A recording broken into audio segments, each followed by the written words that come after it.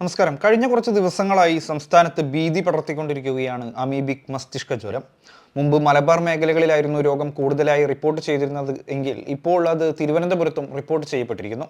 ഈ സാഹചര്യത്തിൽ സംസ്ഥാനത്തെ നീന്തൽ കുളങ്ങൾക്ക് കർശന സുരക്ഷാ നിർദ്ദേശങ്ങൾ പുറപ്പെടുവിപ്പിച്ച് ആരോഗ്യവകുപ്പ് ഉത്തരവിറക്കിയിരുന്നു. പൊതുജനാരോഗ്യ നിയമപ്രകാരം ആരോഗ്യവകുപ്പ് ഡയറക്ടർ പുറത്തിറക്കിയ ഉത്തരവ് ലംഘിച്ചാൽ കർശന നടപടി സ്വീകരിക്കുമെന്നാണ് മുന്നറിയിപ്പ് നൽകിയിട്ടുള്ളത്. അതേസമയം അമീബിക് മസ്തിഷ്ക ജ്വരത്തിന് കാരണമാകുന്ന അഗാന്ധ അമീബയെക്കുറിച്ചുള്ള പഠനം സംബന്ധിച്ച ആരോഗ്യമന്ത്രിയുടെ വാദം പൊളിയുകയാണ്. 2013 പ്രസിദ്ധീകരിച്ചതായി മന്ത്രി അവകാശപ്പെടുന്ന report 2018 Indian journal of microbiology പ്രസിദ്ധീകരിച്ചത്. ഒന്നാം പിണറായി സർക്കാരിന്റെ കാലത്ത് കെ ശൈലജ ആരോഗ്യമന്ത്രിയായി ഇരുന്നപ്പോഴായിരുന്നു ഇത്.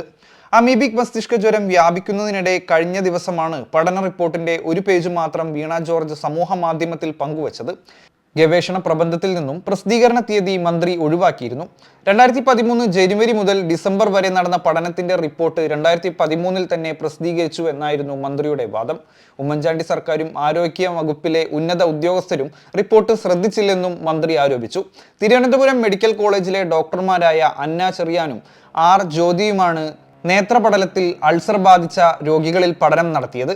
2018 ജനുവരി മാർച്ച് എന്നതാണ് ജേണലിൽ നൽകിയിട്ടുള്ളത്. അഗാന്ധ അമീബിയ എന്ന വിഭാഗത്തിലുള്ള അമീബയാണ് 64% രോഗികളിലും രോഗകാരണമായതെന്ന് കണ്ടെത്തി.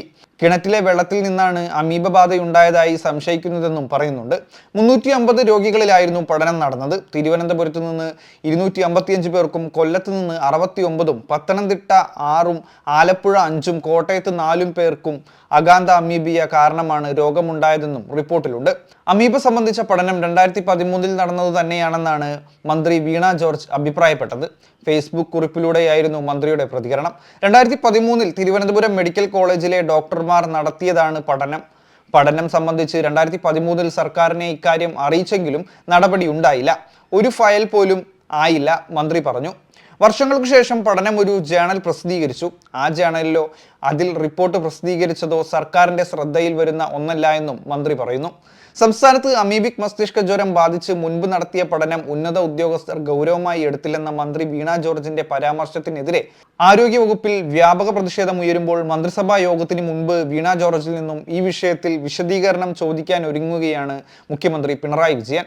ആരോഗ്യവകുപ്പിൽ സാഹചര്യങ്ങൾ വിശദീകരിക്കാൻ മന്ത്രിയെ നേരിട്ട് കാണാനും സംസാരിക്കാനും ആകുന്നില്ലെന്ന പരാതിയുമായി വകുപ്പ് ഉദ്യോഗസ്ഥർ രംഗത്തെത്തിയിരുന്നു.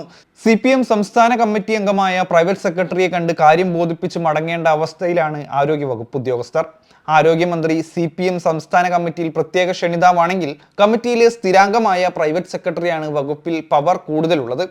ആരോഗ്യവകുപ്പിന്റെ കഴിവുകേടിന് ഒരു പഠനം ചൂണ്ടിക്കാട്ടി ഉദ്യോഗസ്ഥരെ പ്രതിക്കൂട്ടിലാക്കുന്ന നിലപാടാണ് മന്ത്രി വീണ ജോർജിൻ്റെതെന്ന് സർക്കാർ ഉദ്യോഗസ്ഥരുടെ വിവിധ സംഘടനകളും ആരോപണം ഉന്നയിക്കുന്നു.